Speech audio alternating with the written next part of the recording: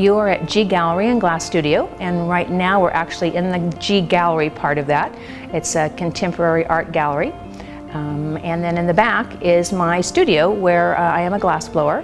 So I create glass art and I teach classes. I actually bought the building, now it's been almost 9 years ago, but I opened in April of 2010. So I'm in my 5th year here, and I opened the gallery first in April, and then in September, so I'm just about on my 4-year mark for the studio, I then opened the studio. When we moved here, I fell in love with Guthrie. It's just such a great town, and my next door neighbor, Aunt Gertrude's house, Cherie Gordon, it was my favorite store. So we became friends, and I had always planned on, when I retired, opening an art gallery.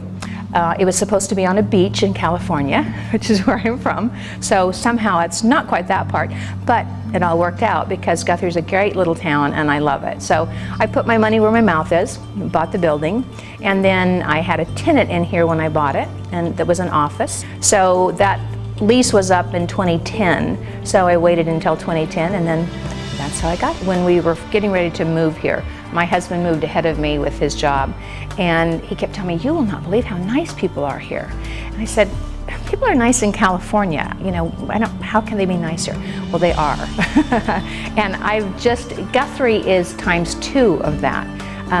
Just every person that comes in the door, and, you know, in terms of being welcomed into this community when I first came here, and I think we try real hard to do the same thing when other new people come in, and the Art Center is a good part of that. The first thing we thought of was, let's get you in Guthrie Art Escape, and you'll have a perfect place to be able to tell people about classes and things you teach. So I would just say that, you know, it's a great community. I love being here. I love what I do. When I designed the gallery, I really wanted it to be a happy place. I didn't want it to be intimidating.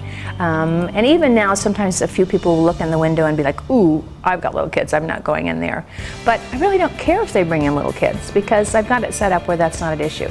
But it's bright when you look around. I just love how it makes me feel when I come in here. And I do have, you know, artists that are, like a local artist that's just amazing here is Suzanne Wallace Mears. And her work is just so beautiful. She slumps and fuses glass.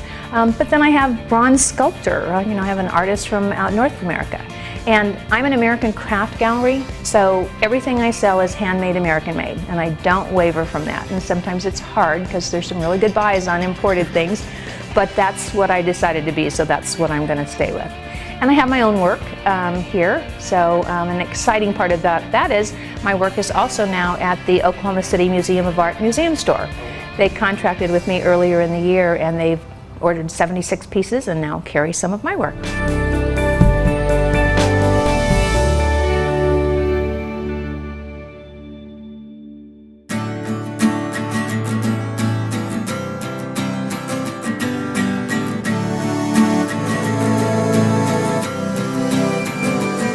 I'm a native Oklahoman.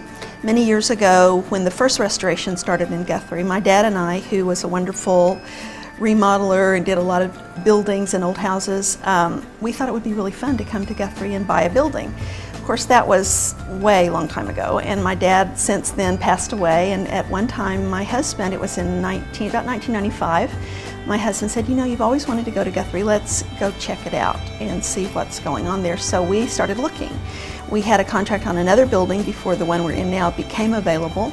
We moved here, we bought our building in 1997. So it was just the gorgeous architecture of that just entranced me. And I wasn't even sure what I was going to do when I got here. I knew I wanted to be here. The store has constantly evolved, and now I am a total American craft gallery. I focus on American artists and craftsmen. That is my true love. My mantra is Buy American. We have so many wonderful artists here. I also feature a lot of Oklahomans. I lean to the quirky side. I love steampunk. I love the fun new artists as well as the more traditional, so very eclectic gallery. I go from basketry, pottery, to wall art, clocks, many things. And we also have licorice and candy thrown in there, so lots of fun. When you look at a small business like mine, I rely on those people who walk through my door. I know there's a huge internet business out there. I am a one-on-one person.